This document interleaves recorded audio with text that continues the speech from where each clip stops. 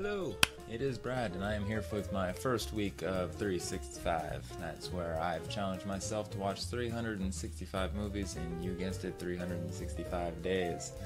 And surprisingly, I managed to watch 7 in the first week. Didn't see that happening. Alright, so again, what this show is going to be about is me reviewing the movies that I watched in any given week, and yeah. I'm still not 100% sure on how the format of the whole show is going to go. Hopefully next week I figure out how to fix this glare, and maybe have some better video software editing software backwards. Anyway, let's get to the movies. So, I thought long and hard about what I should start this whole shenanigans thing with. And then I realized that I was starting it on August 1st, so there was only one clear movie to start with.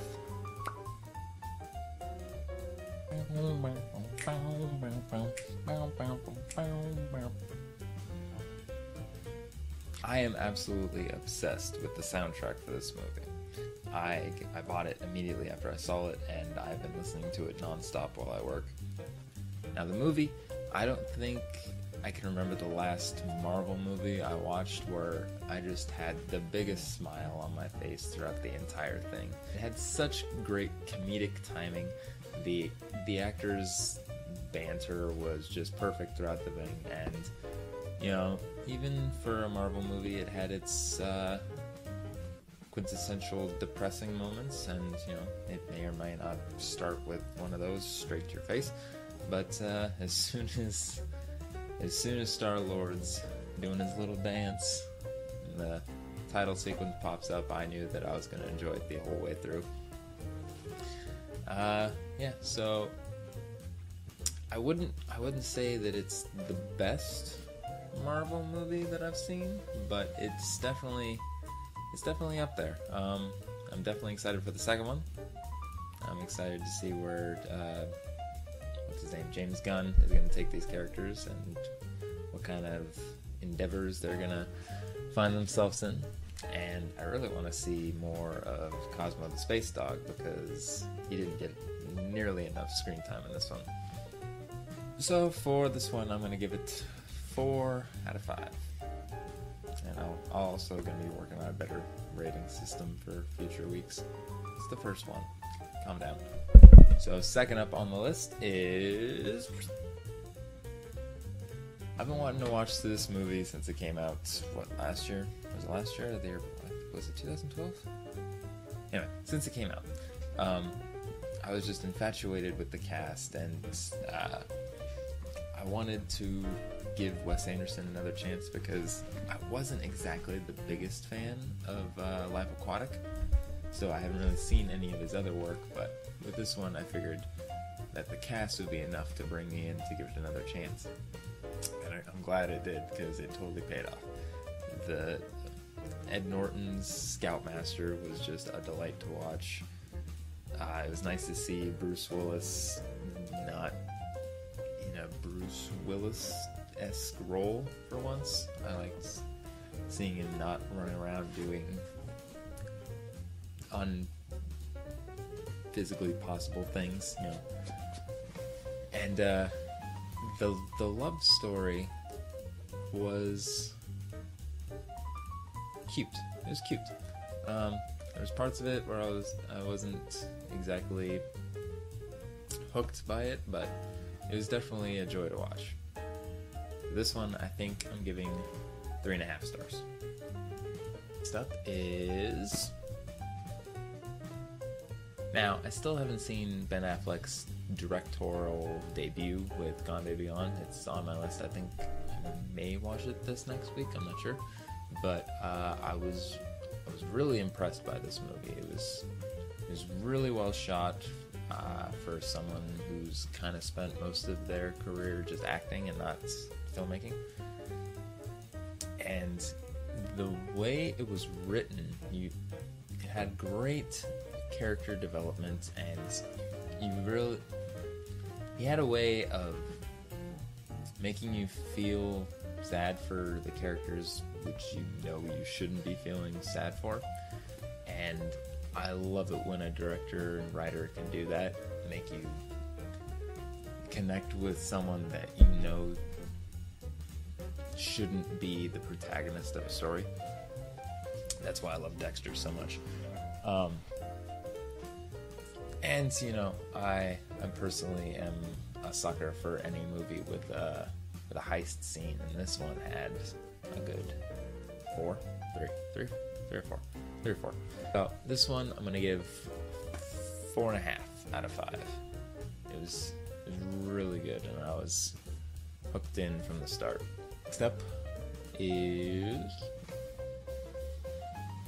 poker movies are another thing that I just love to watch because I like to see if I'm anywhere near as talented as they are, which I'm not. But I was able to kind of deduce some of the stuff that they were in the film, and Matt Damon is just his perfect Matt Damon-ness throughout the film. Very, very cocky, and yeah, I love his and Ed Norton's chemistry throughout the film. It's very of Mice and Men-ish. This one, gonna give another 4 out of 5. Next up. This one was the low moment of the week. I'm usually a very big fan of Brad Pitt, and his roles never really disappoint me. I mean, I was a fan of World War Z. I know a lot of people don't really like it, but I enjoyed it. But this one, it was really dry, and it seemed like when they made it, they had an idea for a movie, but they didn't know how to end the movie, so they kind of just said fuck it and just ended it, and kind of leaves the watcher with no real satisfaction. And also, besides Brad Pitt, throughout the movie, you really don't care about any of the characters. I mean, Jonah Hill, there's no real conflict with him, so he's out the window. Chris Pratt, who, you know, I love, who you get a little bit of sense of worry from him, and you kind of care about him, but he's only on screen for a total of maybe 10 minutes out of the movie, so you really don't get a lot with him. And yeah, it was just overall a real disappointment. So with this one, I'm gonna have to give it a solid 2 stars out of 5. But then again, I hate baseball, so who knows? It could be a masterpiece, and I'm just missing the main factor. After that,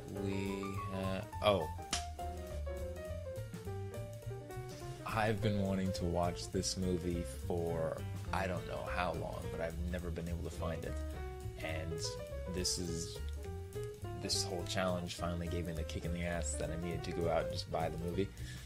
And I'm so happy because it was such a great film. Robert Downey Jr., I think it's one of my favorite roles from him. I mean, his comedic timing in this movie as the main character and the narrator just kept me laughing my ass off throughout the entire thing. And Val Kilmer's character was so gayishly witty that it just made me smile. I also think it's probably one of my most favorite murder mystery kind of detective movies because it has so many angles and connections and twists that the whole movie is like, what the fuck is going on? And you just can't wait to figure out what indeed the fuck is going on. So this one, I think I'm gonna give 4.5 out of 5. It was damn good, and yeah, anybody who's a Robert Downey Jr. fan should really check this out because you will not be disappointed. Finally, we have Megamind. Really? What? That doesn't fit in with the rest of the movies. Yeah, I watched a lot of serious-ish, kind of drama-ish films, and last night I was like, you know what? I want a little break. So I went with an animated comedy. and it was good. It was surprisingly good. When it first came out, I was not that interested, even though Will Ferrell, big fan. But I finally decided to give it a try, and yeah, it's a lot better than a lot of the animated films I've seen recently, minus Lego Movie, because that is, it really puts a spin on the superhero tale, and I really liked the struggle that Megamind goes through the film, kind of identity crisis, and it's rounded out with great physical comedy. Obviously, it's animated, but it's also got some really, really clever jokes in there. And of course, you get clever when you get David Cross in there playing what's his name, Minion. Oh, and Brad Pitt, he plays a superhero. See, I was much less disappointed by Brad Pitt in this movie than Moneyball. Moneyball can suck it. Brad Pitt was way better in this. It was a pleasant surprise because I didn't know he was in the movie. Also didn't know Tina Fey was in the movie, she's also great. Let's go with, I think, 3.5 out of 5 for this one. That's all the reviews. I think what I'm gonna do in the future weeks, besides fix the goddamn glare, is kind of pick a theme for each week, which will make it easier to compare against each other, especially for the next part coming up. Really?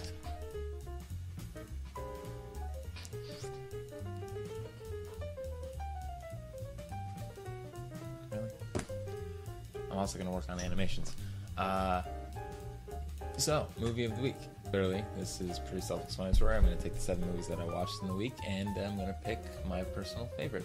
Oh, I bet you think that I'm going to pick Guardians of the Galaxy, because it was just a fun time.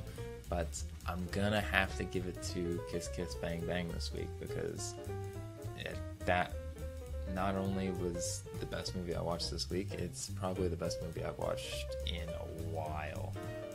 And I'm actually looking forward to convincing some other people to watch it so we can talk about that. So yeah, Kiss Kiss Bang Bang wins week 1. Yeah, that'll about do it for this week of 365. I will be back next Friday with the next set of movies, and hopefully you maybe take some of these reviews and see some good movies. So alright, we'll see you next week.